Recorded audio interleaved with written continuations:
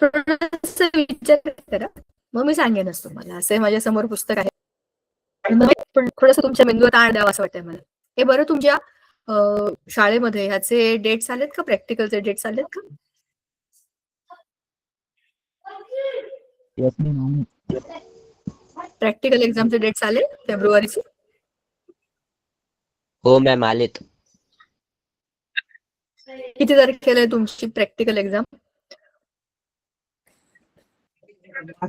तारीखला 28 February? 5 February ते 15 एक मिनिट, फेब्रुवारी. 5 ते 15 काय प्रॅक्टिकल एक्झाम? Yes ma'am.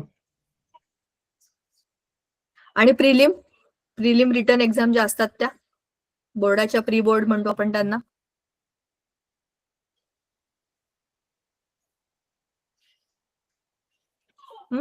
त्याची काय तारीख दिली आहे?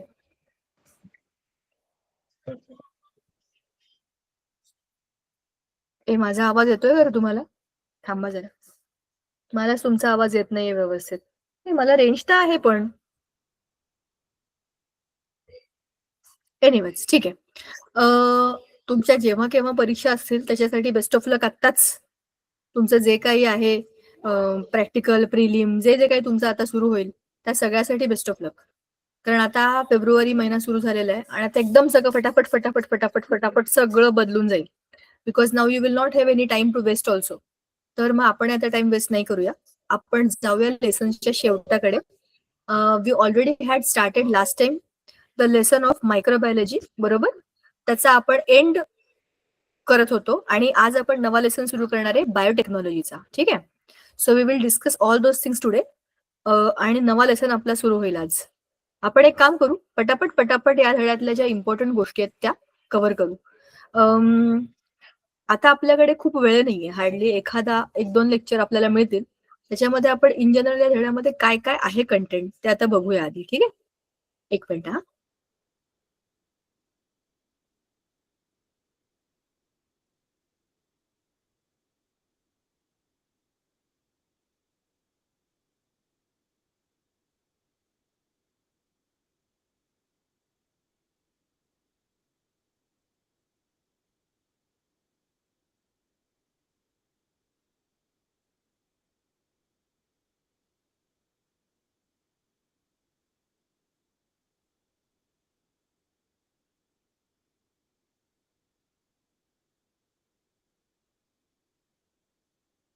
सो ऑल राईट, आपला जो मायक्रोबायोलॉजीचा शेवटचा पार्ट होता या लेसनचा तो आपण बघूया आणि मग बायोटेक्नॉलॉजीचा जो लेसन आहे त्याच्या पीपीटीवर जाऊया. आपण हे सगळं डिस्कस केलं होतं. आय थिंक त्याचा आवाज तुम्हाला आता नीट येत असेल. Yes, okay.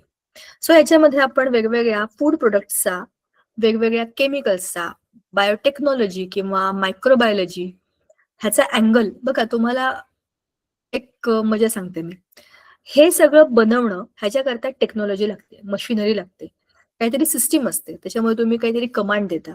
आणि तुम्ही जरी नसलात तरी पण मशीन मधनं तेवढ्या अमाऊंटचं, समजा मला बटर बनवायचंय, त्याच्याकरता मला एक्स, वाय, झेड अशा 3 गोष्टी मिक्स करायच्या आहेत.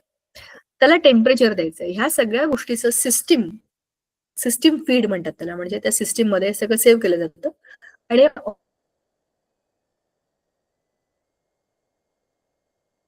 ऑटोमॅटिक होतं. ही ऍक्च्युली फूड टेक्नॉलॉजी आहे. म्हणजे तुम्ही फूडला मोठ्या तुम्हाला वेगवेगळ्या प्रकारच्या मायक्रोब्सचे जे काही स्पीसीज आहेत त्याचा वापर करून अनेक गोष्टी बनवायच्या. आपण प्रोबायोटिक पण खूप डिटेलमध्ये डिस्कस केले होते. ब्रेड कसे बनतात, विनेगर इज 4% ऍसिटिक ऍसिड, हे पण आपण बोललो होतो. काही काही फंगसचा वापर सुद्धा ऍज अ औषध किंवा काही वेगवेगळ्या फूड प्रोडक्ट्स मध्ये केला जातो. फंगस आपण म्हणतो शी, त्याला फंगस म्हणजे बुरशी आली आहे, पण सगळेच फंगस वाईट नाहीयेत. त्यातले काही आपण आपल्या बेनिफिटसाठी वापरून घेतलेले आहेत, बरोबर?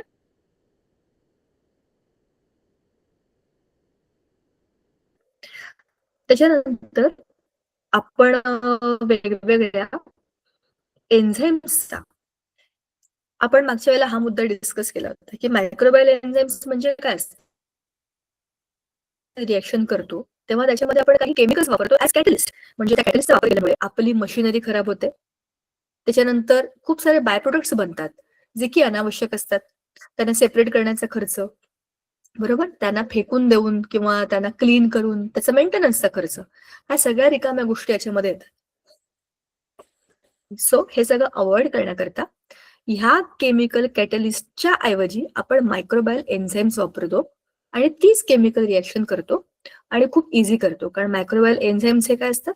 ऑर्गॅनिक असतात, ते केमिकल नसतात. ऑर्गॅनिक या शब्दाचा अर्थ काय आहे? असे पदार्थ जे डिग्रेड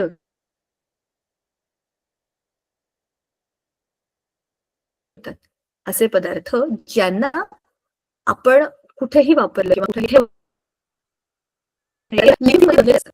जसे आपल्या बॉडीमध्ये खूप सारे केमिकल्स आहेत, पण ते आपल्या बॉडीला खराब करत नाही, गंजवत नाही किंवा होल पाडत नाही. आपल्या शरीरामध्ये खूप सारे केमिकल्स आहेत, पण आपलं शरीर सुरक्षित आहे, कारण की ते ऑर्गॅनिक मटेरियल पासून बनलेलं असतं. बरोबर? हा याचा सगळ्यात मोठा बेनिफिट आहे. म्हणून आपण अनेक पदार्थांमध्ये, म्हणजे अशा अनेक केमिकल रिएक्शन्स मध्ये जिकडे आपल्याला केमिकल कॅटलिस्ट वापरायचे त्याच्याऐवजी आपण मायक्रोबायल एन्झाईम्स वापरतोय. बरोबर? हे आपण बघितलं होतं. मग कोणते कोणते एन्झाईम्स आहेत त्याच्यामध्ये? ह्याच्यामध्ये ऑक्सिडो रिडक्टेज. ऑक्सिडो रिडक्टेज हा एक एन्झाईम आहे. तुम्ही मला सांगा, आपण ऑक्सिडेशन रिडक्शन म्हणजे रेडॉक्स रिॲक्शन असा एक भाग बघितला होता केमिकल्समध्ये, बरोबर? केमिकल रिॲक्शन्स अनेक प्रकारचे असतात, त्याच्यामध्ये एक असतात रेडॉक्स रिॲक्शन. पण जर एखादं एन्झाईमच ऑक्सिडो रिडक्टेज असं असेल तर ते काहीतरी ऑक्सिडाइज करेल आणि काहीतरी रिड्यूस करेल. त्याचा वापर करून तुम्ही तुमची केमिकल रिॲक्शन केमिकल फ्री करू शकता. म्हणजे जे रिॲक्ट करणार आहेत त्या रिॲक्टंट्स बरोबर हे एन्झाईम टाकून दिलं की ती रिॲक्शन फास्ट होईल आणि चांगली होईल. मग हे ट्रान्सफरेजेस, ट्रान्सफर करणं एखाद्या मॉलिक्यूल वरून दुसऱ्या मॉलिक्यूलकडे एखादा ऍटम ट्रान्सफर करणं. हायड्रोलेजेस, हायड्रोलाइज करणं म्हणजे काय करणं? H2O ऍड करणं. लायझेस या शब्दाचा अर्थ आहे अटॅच करणं. ठीक आहे? दोन छोटे छोटे किंवा दोन मोठे किंवा कुठलेही दोन ऍटम्स मॉलिक्युल्स एकमेकांना चिटकवण्याकरता लायझेस वापरतात. आयसोमरेजेस, बरं, आता आयसोमर तुम्हाला उदाहरण सांगते बघा. एक असा कार्बनचा कंपाऊंड मी घेतला, ह्याच्या वरच्या बाजूला इकडे OH ग्रुप आहे, हा एक अल्कोहोल आहे. आता ह्याचा आणखी एक आयसोमर मी घेतला, त्याच्या या बाजूला OH ग्रुप आहे म्हणजे अल्कोहोल ग्रुप आहे. याचा अर्थ असा आहे की आपण हे पदार्थ बघितले, हे दोन, हा एक आणि हा दुसरा, हे दोन कंपाऊंड आहेत वेगवेगळे, पण याच्या डाव्या बाजूला असलेला ग्रुप ह्याच्या उजव्या बाजूला आलाय. म्हणजेच काय? कंपाऊंड सेम आहे, पण तो 3 डायमेन्शनल म्हणजे स्पेस मध्ये जेव्हा आपण ठेवतो तेव्हा त्याची रचना डावीकडची उजवीकडे झालेली आहे. त्याला म्हणतात आयसोमेरिझम. तर ह्या आयसोमरायझेस नावाचा जो काही एन्झाईम आहे ह्याच्यामध्ये तुम्ही त्या मॉलिक्युलला फिरवू शकता, त्याची 3 डायमेन्शनल स्पेस रिअरेंज करू शकता. लिगाजेस किंवा लायगेजेस, तर ह्याच्यामध्ये लिगामेंट जॉईन करणं किंवा ब्रेक करणं अशा पद्धतीचं काही काम असू शकतं. आता process of dirt, Musk removal वगैरे वगैरे कमी टेम्परेचरला आपण वेगवेगळे एन्झाईम्स, डिटर्जंट्स वगैरे ऍड करून करू शकतो. म्हणजे ह्याच्यामध्ये आपल्याला खूप जास्त त्याला तापवायची गरज नाहीये, बिकॉज कुठले लिव्हिंग ऑर्गॅनिझम्स हाय टेम्परेचरला जिवंत राहू शकतात? शक्यच नाही ना. तर हीच केमिकल रिएक्शन, समजा तुम्हाला एक केमिकल रिएक्शन करायची आहे, त्याच्याकरता तुम्हाला टेम्परेचर लागतं 1500 डिग्री सेल्सिअस. केमिकल कॅटलिस्ट टाकून तुम्हाला 1500 डिग्री त्याला हिट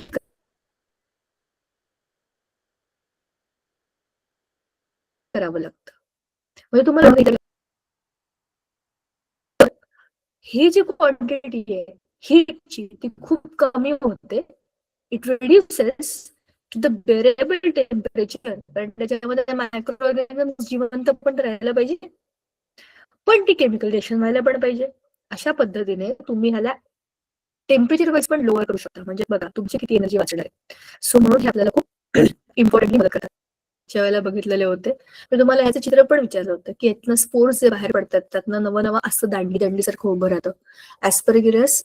ऍस्परगिलस नायगर नावाचा ह्याचं स्पोर्स फॉर्मेशन आहे. ठीक आहे? आपण नंतर वेगवेगळ्या सबस्टन्सेस कोणत्या कोणत्या गोष्टीसाठी वापरल्या जातात, म्हणजे हे सिट्रिक मॅलिक आणि लॅक्टिक ऍसिड ऍसिडिटी देण्याकरता वापरले जातात एखाद्या सबस्टन्सला. अशा पद्धतीने वेगळ्या वेगळ्या वेगळ्या रिझनसाठी जर तुम्हाला एखाद्या फ्रूट फ्लेवर द्यायचा असेल त्याच्याकडे तुम्हाला त्याला एसेन्स द्यावा लागेल. फ्रूट एसेन्स म्हणतात बघा, इमल्सिफायर, पॉलिसॅकराइड, ग्लायकोलिपिड्स, अशा अनेक वेगवेगळ्या कामांसाठी आपण ह्या गोष्टी वापरतो आणि आपण मागच्या वेळेला ऑलरेडी हे सगळं बोललोय. आता अँटीबायोटिक्स म्हणजे काय हे आपण जरा समजून घेऊया. Many diseases of human and other animals have been controlled due to antibiotics obtained from different types of bacteria and fungus. हा एक अतिशय महत्वाचा मुद्दा आहे. आपल्या आजूबाजूला there are thousands and lakhs of microorganisms that we don't even know. आता सुद्धा तुम्हाला एक गोष्ट माहितीये का, रात्री आपण झोपतो की नाही, आता एक तुम्हाला वाटेल काय काय घाणेरडं सांगताय ह्या, पण हे खरं आहे आणि आपलं शरीर आहे आणि आपल्या शरीरामध्ये खूप साऱ्या गोष्टी आहेत, त्याच्यामुळे घाण वाटायची, लाज वाटायची, शी वाटायची काहीच गरज नाही आणि आपल्या शरीरामध्ये आहेतच तसं गोष्टी. उद्या उठून जर तुम्ही डॉक्टर झालात तर तुम्ही असं एखाद्या पेशंटला बघून म्हणू नाही शकत शी मला किळस आली, कारण की त्याच्या शरीरामध्ये काहीतरी डिफॉर्मिटी आहे, काहीतरी प्रॉब्लेम झालाय. पण नॉर्मल माणसांच्या शरीरामध्ये पण अशा सगळ्याच गोष्टी असतात, ओके नाही. उदाहरणार्थ आपले जेव्हा आपण रात्री झोपतो, आपण डोळे बंद करून झोपतो, स्वाभाविक आहे. पण आपल्या डोळ्यांच्या कोपऱ्यावरती म्हणजे जिकडे आपल्या नाकाच्या इथे जे खड्डा आहे की नाही डोळ्यांचा, तिथे तुम्हाला सगळ्यांना सकाळी उठल्यावरती काहीतरी घाण जमा झाल्यासारखं वाटत असेल, बरोबर. तर तिथे सुद्धा आपल्या डोळ्यांमध्ये ती घाण खाणारे सुद्धा घाणेरडे मायक्रोब्स असतात. त्यांचं काम आहे ते खाणं, त्यांचं ते फूड आहे. सो आपल्या शरीरामध्ये कुठेही तुम्ही बघा, तुम्ही कुठेही बघा शरीरामध्ये तुम्हाला हे मायक्रोब्स दिसतातच. सो असे अनेक मायक्रोब्स आपल्या शरीरामध्ये घुसतात आणि त्यातले खूप सारे आपल्याला आजारी पाडण्याकरता पुरेसे असतात. तुम्हाला माहिती असेल फक्त माणसांना नाही, पक्ष्यांना, प्राण्यांना सगळ्यांनाच आजार होतात. ज्यांच्याकडे गायी असतील, म्हशी असतील किंवा बकऱ्या असतील, तुम्हाला माहित आहेत ना, हे पण सगळे प्राणी आजारी पडतात. मग त्यांच्याकरता वेगळे स्पेशल प्राण्यांचे डॉक्टर पण असतात. ज्यांच्याकडे कोंबड्या बिबड्या पाळण्याचा व्यवसाय असेल किंवा ज्यांनी बघितलं असेल, कधीतरी काहीतरी होतं आणि खूप साऱ्या कोंबड्या अचानक मरून जातात. म्हणजे कसलं तरी इन्फेक्शन त्यांना होतं, कधीतरी त्याच्या डोळ्यातनं खूप पाणी येतं. काही काही वेळेला तर आमच्या इथे पण आहे आजूबाजूला काही गायी आहेत, कोंबड्या बिबड्या पाळल्या आहेत काही लोकांनी. सो हे मी बघितलंय की ना, कधीतरी त्या गायीला बरं नसतं, मग डोळ्यातनं असं खूप सारखं पाणी आल्यासारखं होतं किंवा ती, अरे तुम्हाला एक किस्सा सांगते.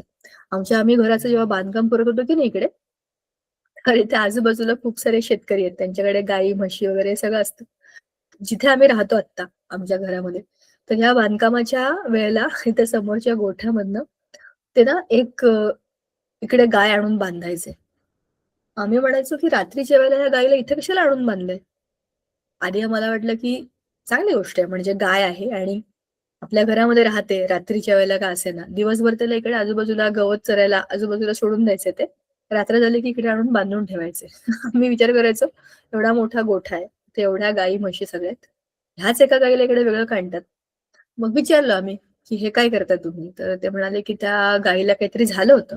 तेव्हा ना काहीतरी 2-3 वर्षापूर्वी गायींना काहीतरी अशा गाठी गाठी होण्यासारखा काहीतरी रोग झाला होता म्हणे. तुम्हाला माहिती आहे का कोणाला? मला काही यातलं फारसं माहिती नाही की त्या रोगांचं नाव काय, पण मी पाहिलं होतं. लंपी. अंदाजे कोणाला? हा, करेक्ट. तुला कसं माहिती?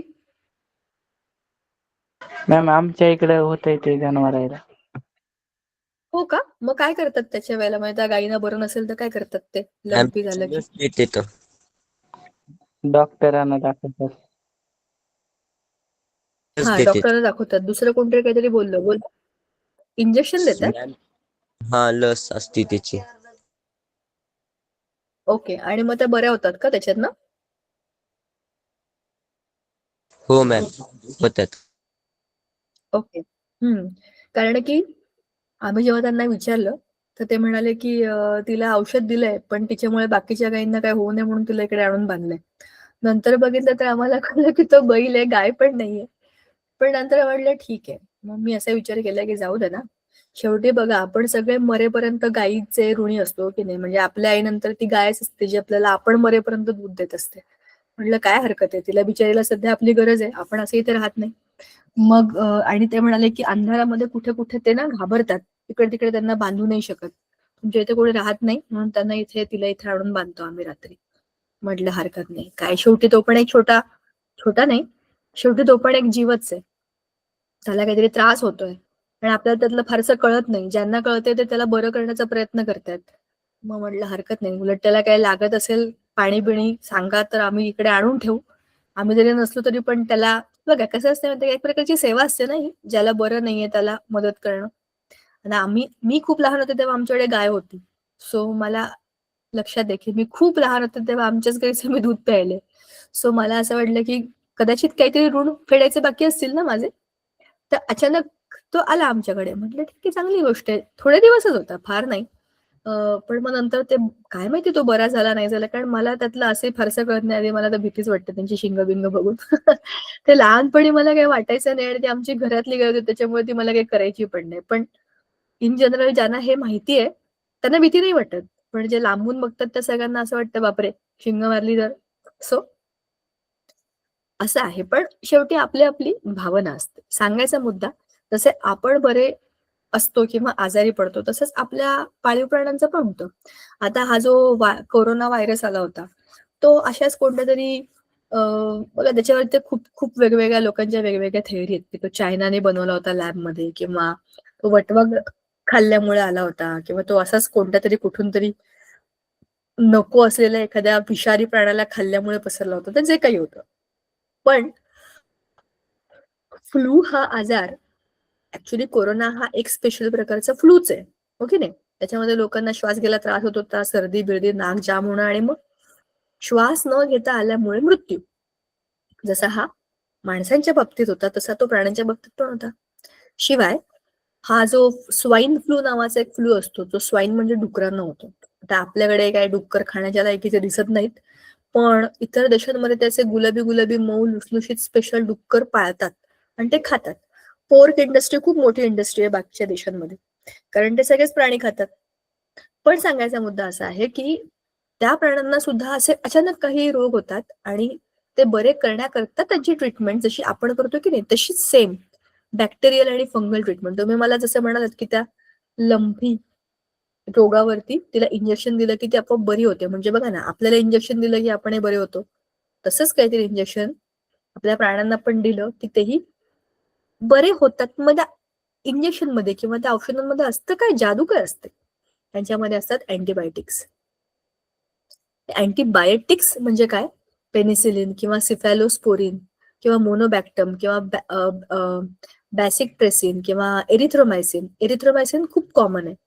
जेंटामायसिन, निओमायसिन, स्टेप्टोमायसिन हे पण खूप कॉमन आहे. निओमायसिन कॉमन आहे.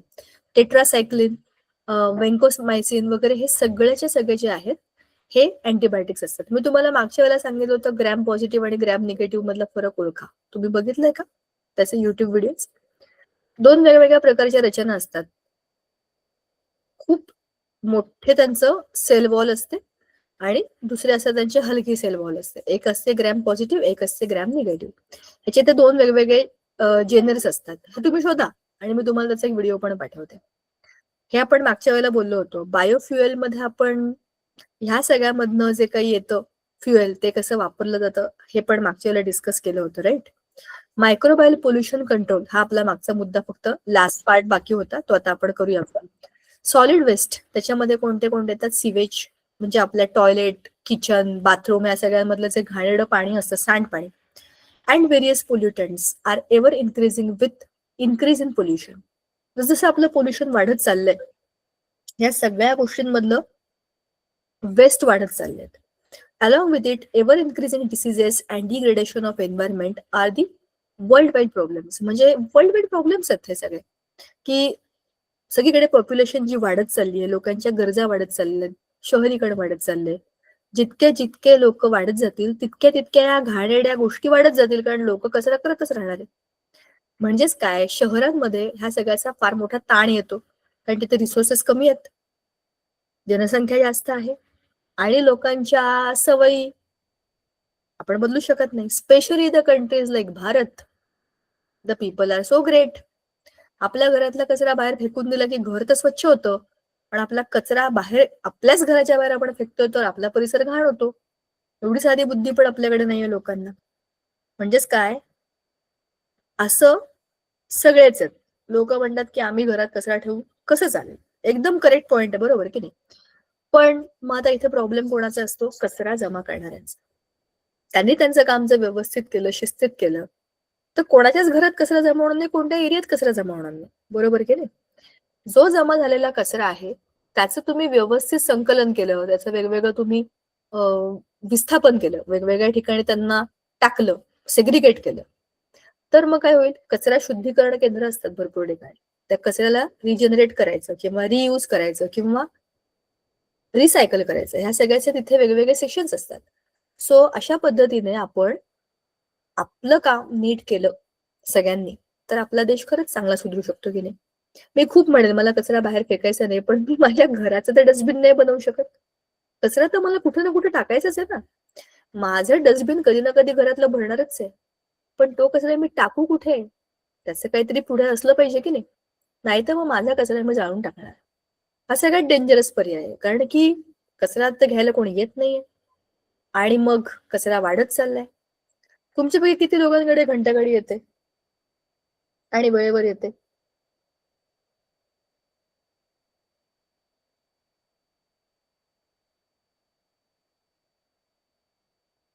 म्हणजे कोणाकडेच येत नाही. आमच्याकडे गावामध्ये घंटागाडी येते आणि ती कधीही कोणाच्याही घरी जाते आणि कधी कधी तर ती जात पण नाही. आमच्या एरियामध्ये तर घंटागाडी येत पण नाही. मग आमच्याकडे खूप मोठा प्रॉब्लेम असतो या एरियामध्ये की कचऱ्याचं काय करायचं. पण जसं मी तुम्हाला म्हणलं, इथे सगळे मोस्टली सगळे शेतकरी आहेत आजूबाजूला. त्यांची मोठी मोठी शेती, त्यांचे त्यांचे काही काही जमिनी, त्याच्यात त्यांचं काहीतरी शेतीचं चाललेलं असतं. मग त्यांचा सगळा ओला कचरा ते त्यांच्या शेतामध्ये टाकतात आणि सुका कचरा आपापल्या डस्टबिनच्या इकडे मोठे मोठे ते असे तेलाचे कॅन असतात ना, ते कट करून त्याने स्वतःचे डस्टबिन्स बनवून घेतले, त्याच्यामध्ये स्वतः स्वतः जाळून टाकतात. नाही तर सगळं जमा करतात आणि घंटा गाडी गावात जिकडे तिकडे कुठे फिरताना दिसतात त्याच्यात टाकून येतात. सो अशा पद्धतीने हे विचित्र काम करावं लागतं. बघा, कोणी आपल्या घराचं डस्टबिन तर बनवू शकणार नाही, पण असलेला कचरा पुढे काय करायचा? इथे आपला हा बेसिक प्रॉब्लेम आहे. मग काय करणार? तर आपणच त्याचं सोल्युशन शोधायचं. मी काय करते, मी पण माझा सगळा ओला कचरा माझ्या गार्डन मध्ये टाकून देते. काय करणार त्याला घरात ठेवून ना? किती? आणि रोज काही ना काही कचरा निघतोच. भाज्यांच्या, फळांच्या साली बिली हे सगळं निघतंच. घरात ठेवून काय करणार आहे? शिवाय ते डिग्रेड होतं आणि त्याचा वास येतो. घंटागाडी आमच्या एरियात अशी येत नाही. सो आपलं सोल्युशन आपणही निकाल का असं करून आपलं शेतात गार्डन मधली माती चांगली होईल असा विचार करून मी टाकून देते तिकडे. आणि प्लास्टिक बिस्टिकचा कचरा आम्ही जमा करतो तिकडे कुठेतरी घंटागाडीच्या इथे नेऊन टाकून देतो जिकडे गाडी दिसतं तेव्हा. अशा पद्धतीने हा खूप मोठा प्रॉब्लेम आहे पोल्युशन कंट्रोल. मग याच्यामध्ये आपण मायक्रोब्सचा वापर करू शकतो का? करू शकतो. मायक्रोब्स काय करतात? कचऱ्याचं डिग्रेडेशन करतात. म्हणजे काय करतात? त्याला डिकम्पोज करतात. म्हणजे काय करायचं? असं करायचं. Land filling sites. Degradable waste being accumulated in urban areas is used for this purpose. Large pits are dug in open spaces far away from the residential area, and those pits are lined with plastic sheets as the precaution against pollution of soil due to leaching of toxic and harmful materials. खूप म्हणजे जिकडे लोक राहतात अशा एरियापासून थोडंसं लांब अंतरावरती खूप खोल खड्डे खणायचे आणि त्या खड्ड्यांना प्लास्टिक शीटने कव्हर करायचं. म्हणजे असं त्याला कव्हर करून टाकायचं, जेणेकरून काय होईल? आपला सगळा कचरा आपण त्या मातीत टाकू ना, ती माती खराब नाही व्हायला पाहिजे, माती टॉक्सिक नाही व्हायला पाहिजे. आपला सगळा कचरा इथे टाकायचा. आणि मग त्याच्यामध्ये काय करायचं? हा आता ह्याच्यामध्ये आपण काय करायचं? आपला त्या पीठ म्हणजे खड्डा, त्याच्यामध्ये आपला सगळा जो काही कंप्रेस्ड दाबलेला जो काही कचरा आहे तो ह्याच्यात टाकायचा आणि त्याच्यात थोडंसं पाणी, थोडंसं माती, थोड्याशा झाडाची पानं बिनं असं सगळंच ऑर्गॅनिक वेस्ट म्हणजे जो रिसायकलेबल आहे असं सगळं त्याच्यामध्ये टाकायचं आणि स्पेसिफिक बायोकेमिकल्स टाकायचे. म्हणजे काय? असे मायक्रो ऑर्गॅनिझम्स जे हा सगळा कचरा डिकम्पोज करून टाकतील आणि फास्ट करतील. आणि मग त्याच्यामधनं जे काही बनेल ते असेल आपलं बेस्ट क्वालिटी कंपोस्ट म्हणजे मॅन्युअर, जे आपण आपल्या शेतामध्ये टाकू शकतो, गार्डन मध्ये टाकू शकतो. अशा पद्धतीने शहरातला सगळा ओला कचरा आपोआप मॅनेज होऊन जाईल आणि कुठेही त्याचा दुर्गंध तरी पसरणार नाही. Sewage management. आता हा तर एक असा प्रश्न आहे ज्याच्याबद्दल आपण जितकं बोलू तितकं कमी आहे. सीवेज, जसं मी तुम्हाला म्हटलं की घराघरांमधलं जे सांडपाण्याचं खूप मोठी समस्या आहे ना ती. या डोमेस्टिक सिवेजचं काय करायचं?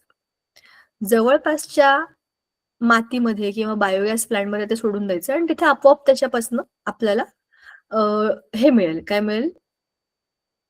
कंपोस्ट मिळेल, मॅन्युअर मिळेल. आता ह्याच्यामुळे काय होतं? Microbes which can decompose any compound as well as destroy the pathogens of cholera, typhoid जे असतात ते काय करतात? हा सिवेज मिक्स करतात, त्याच्याबरोबर ते मिक्स होतात आणि त्याला डिकम्पोज करतात. मिथेन गॅस आणि CO2 गॅस रिलीज करतात. हे दोन मिथेन गॅस काय करतो आपण पासून आपण काय करतो? जे काही आपले सिलेंडर्स असतात ज्याच्यामध्ये आपण LPG सिलेंडर म्हणून जे वापरतो आणि त्याचा वापर आपण ऍज अ रेसिडेन्शियल फ्युएल किंवा आपल्या घरामधला जो काही फ्युएल आहे, फ्युएल म्हणजे इंधन म्हणून वापर करतो, तशा पद्धतीने हा कलेक्ट केला जातो आणि डायरेक्ट ह्याचे पाईप जोडून पण तुम्ही तुमचे गॅस ऑन करू शकता, कारण मिथेन बर्न्स. CO2 हा गॅस जो आहे तो आहे खरं तर आग विझवणारा. मग ते कंट्रोलमध्ये ठेवण्याकरता किंवा याचा आउटलेट वेगळा अशा पद्धतीने पण तुम्ही त्याला वापरू शकता किंवा बाहेर काढू शकता. सो अशा पद्धतीने आपण आपल्याच घरामधला तयार झालेला जो कचरा आहे त्याला क्लीन करतो बाय युझिंग मायक्रो ऑर्गॅनिझम्स. बरोबर. खाली जे काही त्यातनं तळाशी जमा होतं स्लज, त्याचा वापर फर्टिलायझर म्हणून केला जातो. ठीक आहे. म्हणजेच काय होतं, आपली जमीन पण ऑर्गॅनिक खताने स्वच्छ राहते, कारण त्याच्यामध्ये आपण केमिकल वापरलेले नाहीत. आणि जो काही कचरा बनलाय तो आपोआप वापरला जातो, म्हणजे रिसायकल होतो, रियूज होतो. अशा पद्धतीने ही टेक्नॉलॉजी आपण वापरतो. आता क्लीन टेक्नॉलॉजी म्हणजे काय? स्वच्छ टेक्नॉलॉजी, कारण याच्यामध्ये काही कचराच नाहीये. Human being has made a very fast progress in technology. आपल्याला माहिती आहे ना, टेक्नॉलॉजी आजकाल तर सगळं AI जनरेटेड आहे. तुम्ही बघत असाल त्या युट्यूबवरचे व्हिडिओ पण AI जनरेटेड असतात. कोणी काही बोलतं, कोणी कसंही दिसतं आणि आपल्याला वाटतं अरे वा, हे किती मस्त आहे. म्हणजे छोट्या छोट्या मुलांच्या छोटे छोटे एकदम छोटी मुलं दिसतील असे AI जनरेटेड देव पण आहेत त्याच्यामध्ये, काही फुलं पण आहेत त्याच्यामध्ये, काही म्हणजे यू कॅन्ट इमॅजिन इतकी भयंकर टेक्नॉलॉजी बदलत चाललेली आहे. म्हणजेच ही टेक्नॉलॉजी जर आपण आपल्या ह्या प्रोग्रेसमध्ये वापरली तर विचार करा की आपलं भविष्य किती उज्ज्वल असेल. ओके नाही? पण ह्या सगळ्यामुळे आपल्याला एक गोष्ट कळायला पाहिजे की आपण एन्व्हायरमेंटवरती ताण देतोय. म्हणजे तुम्ही जितकी टेक्नॉलॉजी वापराल तितके तुमचे रिसोर्सेस वापरून खराब होऊन त्यातनं वेस्ट तयार होतात. ओके नाही? त्या स्पीडने तुम्हाला त्याचं मेंटेनन्स कसं करता येईल ह्याचा विचार करायला पाहिजे. मग कसं काय करायचं? एअर, सॉइल, वॉटर पोल्युशन ह्या सगळ्यांना तुम्हाला कंट्रोल करायचंय. कसं तुम्ही करणार? Use microorganisms which will naturally retain the quality of all this things. म्हणजे पाणी, हवा आणि आपली माती. Some microbes remove the sulphur from fuels. Metals like copper, iron, uranium, zinc, etc. leach into environment from low quality metalloids. These are converted into compounds before leaching with the help of thiobacilli and sulfobacilli. ह्या दोन अरे हे fill in the blank साठी important आहे, mark करून ठेवा. बघा, आता microbes have natural ability of decomposing the man-made chemicals. काही मायक्रो ऑर्गॅनिझम्स आपण बनवलेला कचरा मॅनमेड केमिकल्सना सुद्धा डिकम्पोज करू शकतात. म्हणजे त्याच्यामध्ये हायड्रोकार्बन्सना किंवा त्यातल्या केमिकल्सना डिकम्पोज करून त्याचे सिम्पलर व्हर्जन्स बनवण्याची कॅपॅसिटी आहे. मग त्यांचा वापर करून आपण म्हणजे थायोबॅसिलाई किंवा सल्फोबॅसिलाई समजा ह्यांचा वापर जरी आपण केला तरी आपण खूप सारे एन्व्हायरमेंट मधले लो क्वालिटी मेटलॉइड्स असतील, मेटलॉइड माहिती तुम्हाला, मेटल्स, नॉन मेटल्स आणि मेटलॉइड्स, किंवा इतर जे काही बनवलेले वेस्ट असतील, सल्फर बिल्फरचे काही प्रोडक्ट्स असतील, त्या सगळ्यांना डिकम्पोज करता येतं. अशा पद्धतीने आपण क्लीन टेक्नॉलॉजी वापरू शकतो.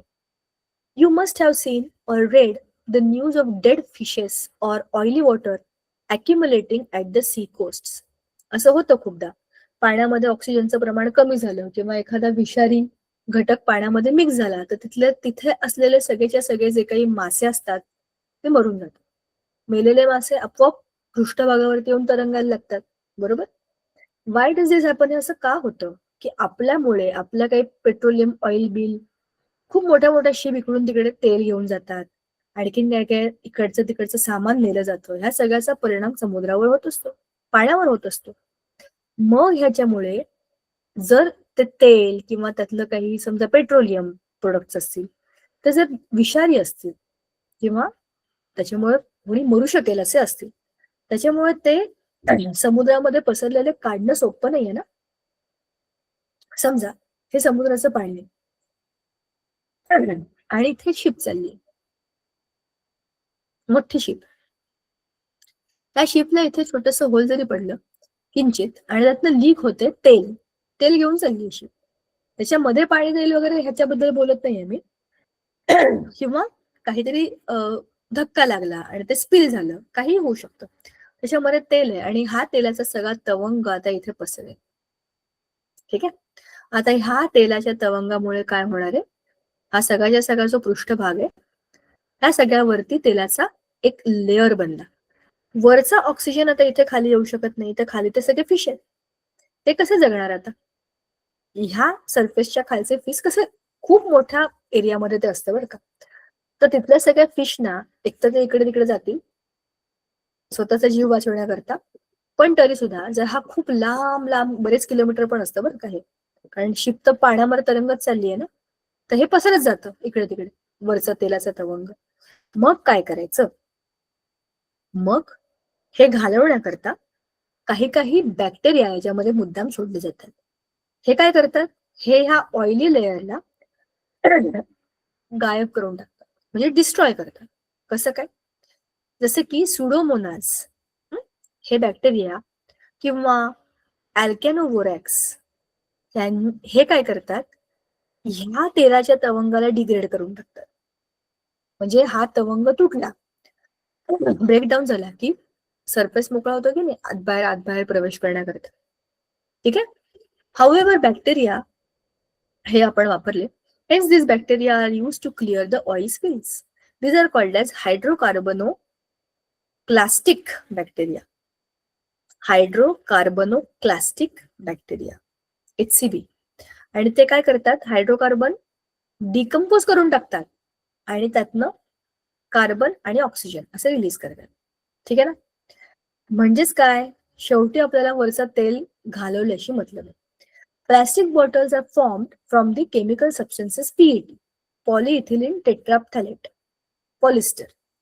आता आजकाल ह्या पॉलिथिन बॅग्सना डिकम्पोज करणारे असे काही स्पीसीज बॅक्टेरियाचे बनवण्याचा रिसर्च सुरू होता. तुम्हाला जशी वाळवी पिक्चरची स्टोरी सांगितली होती तसंच आहे. विब्रिओ किंवा आयडिओनेला किंवा सेकियनिसिस हे सगळे याला डिकम्पोज करतात. याच्यावरती काम सुरू आहे. या बॅक्टेरियाजनी ह्या सगळ्या प्लास्टिकच्या पिशव्या खाऊन टाकल्या ना, तरी पण आपल्या आजूबाजूचा परिसर खूप खूप जास्त प्रमाणामध्ये स्वच्छ होईल. Sulphuric acid is present in acid rain and materials coming out of mines. म्हणजे खाणींमधनं येणारे पदार्थ असतील किंवा आपण जे काही ऍसिड रेन, तुम्हाला माहितीये पावसाच्या पाण्यामधनं ऍसिड खाली पडणं. हे कशामुळे होतं? खूप जास्त प्रदूषण असलेल्या भागामध्ये सल्फर डायऑक्साईड, सल्फर ट्रायऑक्साईड हे प्रदूषणामुळे हवेमध्ये पसरलेले वायू असतात आणि पावसाच्या पाण्याबरोबर ते खाली येतात in the form of H2SO4. मग ह्याच्यामध्ये काय करायचं? याचा अर्थ असा आहे की हे सल्फ्युरिक ऍसिड जे खाली येतं ते ह्या सगळ्याला म्हणजे ह्या खाली आलेल्या झाडांवरती, मातीवरती, पाण्यावरती जिकडे तिकडे येतं तेव्हा ते त्याला अफेक्ट करतं. मग ह्याच्यामुळे काय होतं, जर तुमच्या काही मेटलच्या वस्तू असतील, लोखंडाचे रॉड असतात किंवा ब्रिजेस असतात, बिल्डिंग असतात, स्टॅच्यू, त्या सगळ्याला ते अफेक्ट करतं. मग त्या सल्फ्युरिक ऍसिडला कसं काय घालवायचं? त्याच्याकरता वेगळा एक बॅक्टेरिया आहे, ऍसिडोबॅसिलस फेरॉक्सिडेन्स. ठीक आहे. म्हणजे ऍसिडोफिलियम आणि ऍसिडोबॅसिलस फेरॉक्सिडेन्स असे बॅक्टेरिया वापरून आपण काय करू शकतो? या सल्फ्युरिक ऍसिडला डिकम्पोज करू शकतो. म्हणजेच काय, हे सॉइल पोल्युशन कंट्रोल करतात. कशामुळे झालेलं? ऍसिड रेनमुळे झालेलं. अशा पद्धतीने आपल्याला हे माहितीये की मायक्रो ऑर्गॅनिझम्स फक्त फूडमध्ये नाही आहेत, पण ते क्लिनिंगसाठी, मातीसाठी, ऍसिड रेनसाठी सगळीकडे आपल्याला मदत करताना दिसतात. Water soluble salts of uranium are present in the waste produced during the electroplating and in the effluent released in environment from the atomic energy plant. Geobacter converts these salts of uranium into insoluble salts and thereby prevent those salts from mixing with the groundwater sources. तुम्हाला माहिती आहे का, खूप साऱ्या radio active सबस्टन्सेसच्या किंवा atomic रिसोर्सेसच्या वेस्टना समुद्राखाली सोडलं जातं. अशा ठिकाणी जिकडे फार माणसाची वस्ती नाहीये किंवा तिथून कोणाला डायरेक्ट त्याची हानी होणार नाही. पण हे ना, पृथ्वी गोल आहे. तुम्ही कुठेही काहीही कचरा केला तरी पण त्याचा परिणाम सगळ्या पृथ्वीवरती होतो. समुद्राच्या तळाशी कुठेतरी तुम्ही तो कचरा जरी टाकला तरी पण ते पाण्याबरोबर तरंगत तरंगत तरंगत तरंगत आपल्या फूड चेन मध्ये येऊ शकतं. कुणाच्याही कुठेही जाऊ शकतं. कुठल्याही देशाच्या समुद्राजवळ तुम्ही ते जाऊन टाकलं तरी पण तिथल्या जवळपासच्या लोकांना त्रास होईल, पण बाकीच्यांना पण त्याचा त्रास होईलच होईल. अशा पद्धतीने लोकांनी जे काही रिसर्च मध्ये घाण करून ठेवलेली असते त्याला क्लीन करण्याकरता, म्हणजे ॲटॉमिक एनर्जी मधले जे काही युरेनियम सारखे रेडिओ ऍक्टिव्ह सबस्टन्सेस आहेत ना, त्यांचे जे सॉल्ट्स आहेत, जे रेडिओ ऍक्टिव्ह आहेत आणि तसेच पडलेले आहेत कचऱ्यामध्ये, इन्सोल्युबल आहेत ना ते सॉल्ट, तर त्यांना डिकम्पोज करणं किंवा डिग्रेड करणं आणि त्याच्यापासून सोपे जे काही कमी किंवा नाही अशा पद्धतीने किंवा म्हणजे खूपच माइल्ड करून टाकतात त्यांना ते, आणि हानी न पोहोचवणाऱ्या स्टेजमध्ये त्या सॉल्ट्सना आणायचं आणि मग त्याला असं सोडून द्यायचं. असं काम करणारे जिओबॅक्टर आहे बघा, हे जिओबॅक्टर हिरवे हिरवे, हे मायक्रोब्स तिथे काम करतात. आता मायक्रोब्स अँड फार्मिंग, फार्मिंग मध्ये मायक्रो ऑर्गॅनिझमचा वापर होतो का? होतो की नाही? जरूर होतो. काय होतो? Some microbes containing inoculants are produced by process of fermentation. Fermentation म्हणजे किणवण, या प्रक्रियेतनं बरेचसे मायक्रो ऑर्गॅनिझम्स आपण बनवतो. These inoculants are sprayed on seeds before sowing and some of the inoculants are released into plants. म्हणजेच काय, आपण बियांवरती जरी हे आपण इनोक्युलंट्स सोडले कधी त्याला बी पेरण्यापूर्वी किंवा प्लांट्स मध्ये जरी ते सोडले तरी पण ते काय करतात, आपल्या प्लांटच्या ग्रोथ मध्ये मदत करतात आणि त्याला सप्लाय करतात न्यूट्रिएंट्स. त्याच्यामुळे हे मायक्रोब्स काय करतात, आपल्याच झाडाच्या किंवा आपल्या प्लांट्सच्या, आपल्या क्रॉप्सच्या वाढीला मदत करतात, फास्ट करतात. शिवाय बाकी सगळे आजूबाजूला जे किडे असतात की नाही, त्याच्यावर अळ्या बिळ्या येणाऱ्या, ह्या सगळ्या ते डिस्ट्रॉय करतात, कारण हे मायक्रोब्स स्वतःच त्याला मदत करतात वाढायला. Solution containing azotobacter and artificial nitrogenase is used in organic farming. हे ॲझेटोबॅक्टर खूप मदत करतात. हे नायट्रोजन फिक्सिंगचं पण काम करतात. Soil pollution occurring due to the chemical fertilizers is prevented due to use of these solutions. Fluoroacetamide-like chemicals are mixed with soil due to use of chemical pesticides in agriculture. These prove to be harmful to other plants and animals as well as cause skin diseases to humans. These pesticides in the soil can be destroyed with the help of microbes. आपण शेतीमध्ये अनेकदा उत्पन्न वाढावं म्हणून काय करतो, त्याच्यामध्ये fertilisers टाकतो, त्याला आपण म्हणतो खतं. रासायनिक खतांमुळे आपल्या मातीलाही नुकसान होतं, आपल्या शेतीलाही नुकसान होतं आणि आपल्या रोपांचंही खरं नुकसानच होतं. पण मग त्याच्यामुळे खूप सारे मायक्रोब्स, अळ्या, किडे बिडे हे सगळं मरतात म्हणून आपण त्याला प्रेफर करतो, बरोबर. पण मग ह्या सगळ्याचा दुष्परिणाम आपल्या मातीवर जो झालेला आहे तो रिकव्हर करण्याकरता आपण काय करायचं, त्याच्यावरती मग असे मायक्रोब्स आपल्या शेतामध्ये सोडायचे जे आपल्या शेतीची क्वालिटी वाढवतात. म्हणजेच काय,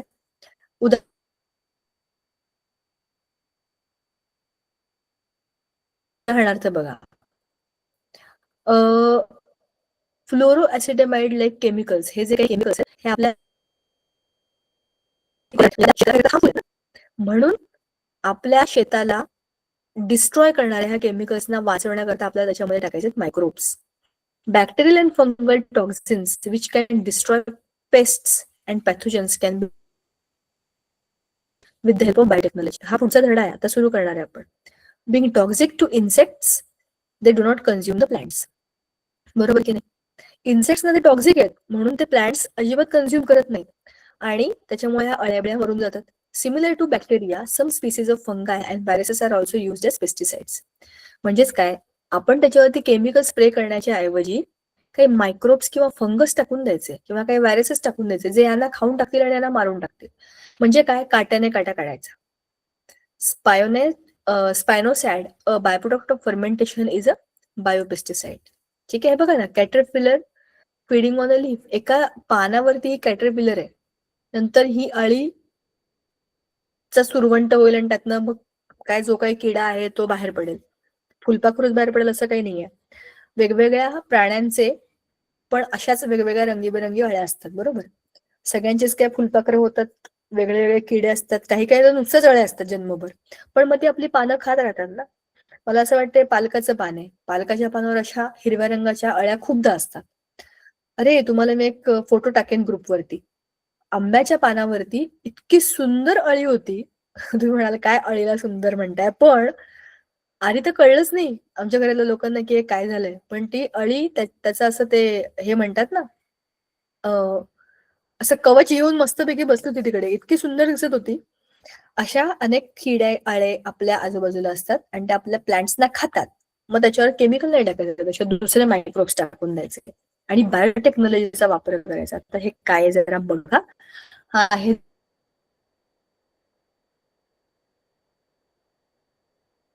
नवा फास्ट फॉरवर्ड बघूया काय. Cell biology and biotechnology. Cell biology हा आहे सेलच्या आजूबाजूला भरपूर काय काय काय काय गोष्टी असतात. बघा, आपला जो सेल आहे त्याचं स्ट्रक्चर आणि फंक्शन आपल्याला माहिती आहे आणि आपल्याला हे पण माहिती आहे की सेल डिव्हिजन म्हणजे काय. आपल्याला पहिल्या देण्यामध्येच आहे ते डीएनए आरएनए याचं रेप्लिकेशन होतं, सेल कसे डिवाइड होतात, बरोबर. मग प्रत्येक सेलमध्ये अनेक फंक्शन होत असतात, व्हेरी वायटल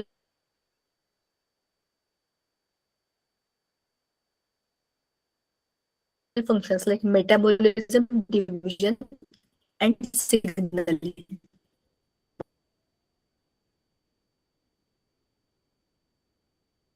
बरोबर. या सेल स्ट्रक्चर मध्ये आपल्याला माहिती आहे की त्याचं रचना कशी आहे, त्याच्या प्रोसेसेस मध्ये आपल्याला काय बघायचंय की त्याच्यामध्ये कोणते कोणते फंक्शन आहेत.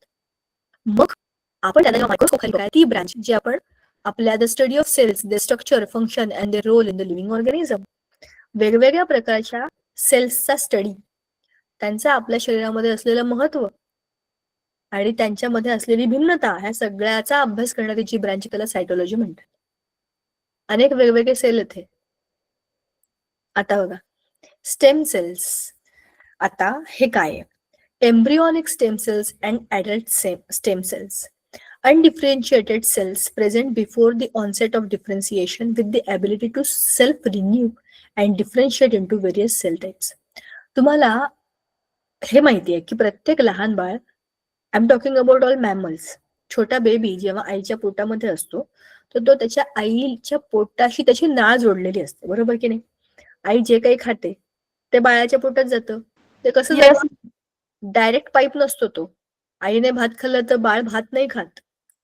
आईच्या पोटामध्ये जे काही अन्न आहे, त्या अन्नातनं जे काही ऍब्झॉर्ब झालेलं आहे ते रक्तामधनं बाळाला जातं, म्हणजे बाळाला डायरेक्ट त्याचे फायदे मिळतात. म्हणून सांगतात ना प्रेग्नन्सीमध्ये, हे खाऊ नका, ते खाऊ नका, असं खा, तसं खा. का?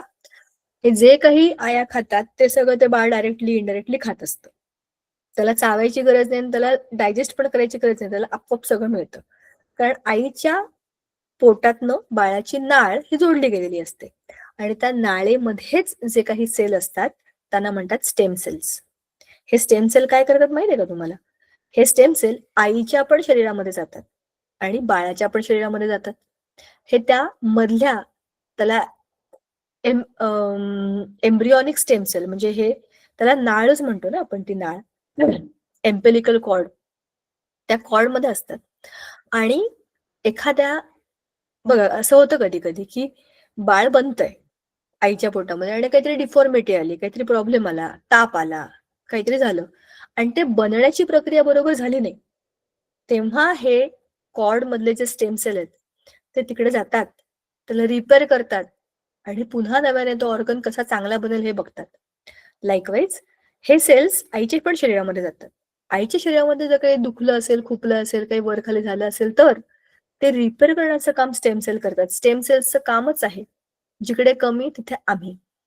जे बरोबर बनलं नाहीये त्याला बरोबर बनवायचं काम स्टेम सेल्स करतात. ते एम्ब्रियॉनिक स्टेम सेल्स आहेत.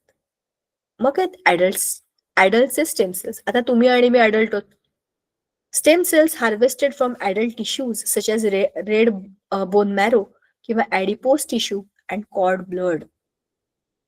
आपल्या शरीरामध्ये आता आपण काय आईच्या पोटामध्ये किंवा असे ते चिटकलेले बाळ नाही आहोत. आता आपण बाहेर आलोय.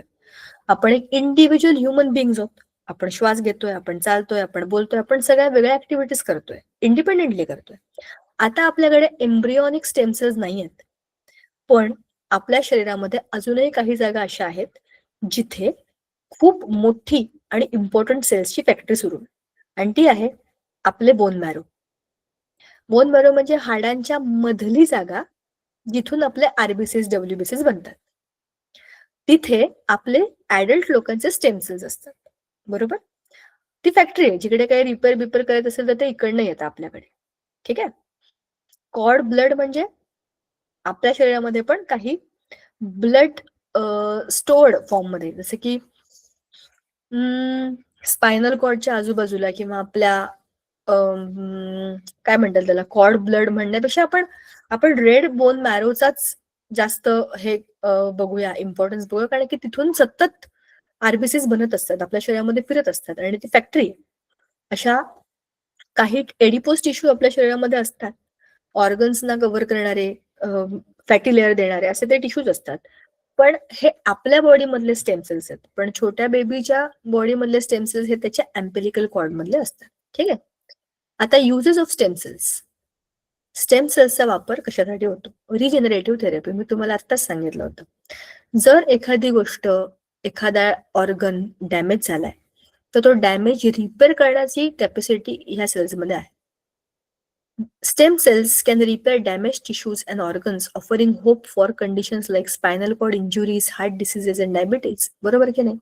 हे अशा केसेस आहेत की त्याच्यामध्ये माणूस थकून जातो, माहिती नाही मला काय, माझ्या पाठीचं दुखणं, माझ्या हार्टचं दुखणं, डायबिटीजच आहे, हे असे त्रास आहेत की माणूस त्याच्यामध्ये वैतागलेला असतो, लवकर बरे होत नाही. मग अशा याच्यामध्ये स्टेम सेल्स रिपेअर करतात त्यांची बॉडी, त्याची थेरपी दिली जाते. आता हे कसं होतं, काय होतं, शोधून काढा. आपल्या शरीरामध्ये ते आता नाही आहेत, पण ज्या लोकांच्या शरीरामध्ये आहेत ते कोण आहेत? छोटे बेबीज आहेत. मग त्यांच्याकडनं त्याचा वापर करून अशा कॉर्ड्स अशा प्रिझर्व केलेल्या असतात. हे सेल्स प्रिझर्व केले जातात, त्याच्यात त्या बाळाला किंवा आईला वगैरे कोणालाही काही नुकसान नाही होत. ओके. ते स्टेम सेल्स काढून घेतले म्हणजे काय झालं, बाळाला आणि आईला वगैरे काही होत नाही. ते त्यांच्या लाईफला, त्यांच्या बॉडीला अजिबात काहीही न करता इंटॅक्ट ठेवूनच हे स्टेम सेल्स काढून घेतले जातात, जे प्रिझर्व केले जातात, आणि त्यातनं ते ऑर्गन रिजनरेट करण्याचा प्रयत्न केला जातो. ओके नाही. Drug discovery. Stem cells are valuable for testing new drugs and therapies. नवीन काही तुम्ही बनवलं, एखादं औषध बनवलं, तर ते टेस्ट करून बघण्याकरता स्टेम सेल्स वापरतात.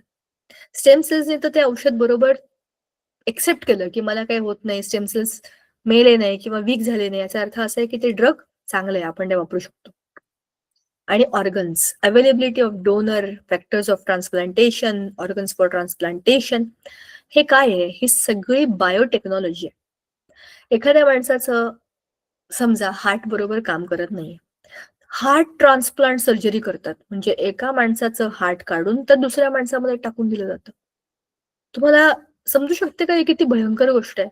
आपल्या शरीराच्या मध्यवर्ती एक ऑर्गन आहे, जो आपल्या सगळ्या शरीराचा सेंट्रल पॉइंट आहे, जो पंप होत राहतो आणि आपण जिवंत राहतो, आणि त्याच्यामध्ये काहीतरी डॅमेज आहे आणि त्यालाच बदलून टाकायचंय. ठीक आहे. सो ह्या सगळ्या गोष्टी होऊ शकतात बायोटेक्नॉलॉजीचा वापर करून. ह्या कशा होतात, काय होतात? Organs and body. बायोटेक्नॉलॉजी म्हणजे नक्की काय? Commercial applications of biotechnology, human health and environmental applications of biotech, important stages in agricultural development, fertilisers, आणि ह्या सगळ्या मुद्द्यांना आपण पुढच्या वेळेला बघू, फास्ट फॉरवर्ड मध्ये बघू, कारण पुढच्या वेळेला आय थिंक आपलं लास्ट लेक्चर असेल, ज्यानंतर तुमची परीक्षा असेल.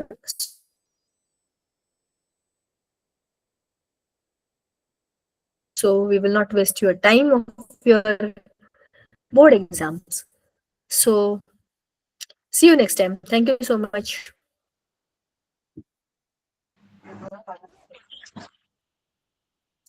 Bye, Multan. Good night ma'am. Bye, ma'am. Good. Bye. Take care.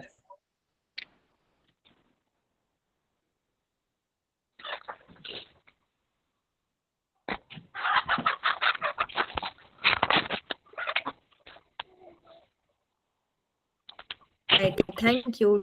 You too. Take care.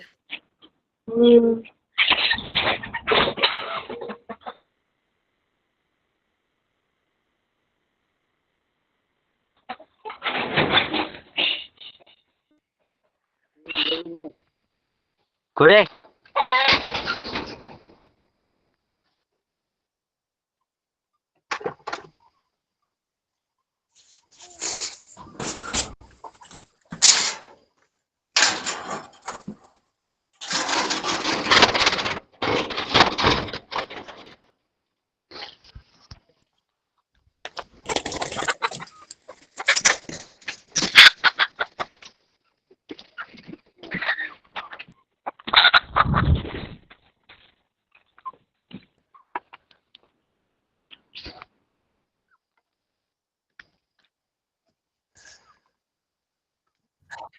Good evening बच्चों.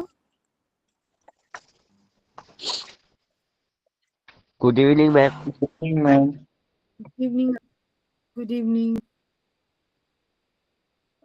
Sangeeta ma'am good evening.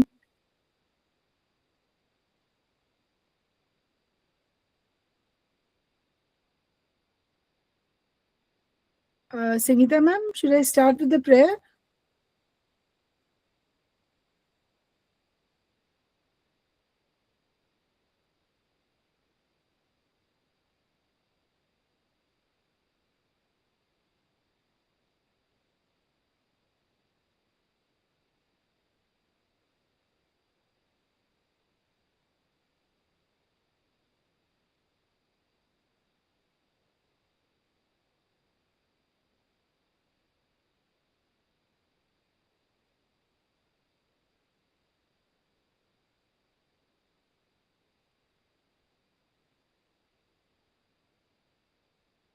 Sangeeta ma'am? Sangeeta ma'am?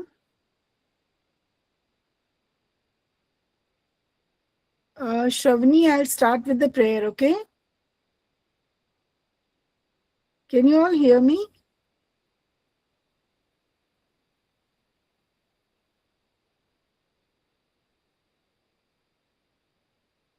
Hello?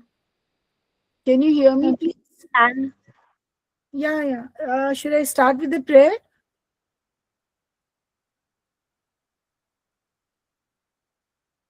Yes, ma'am. Okay.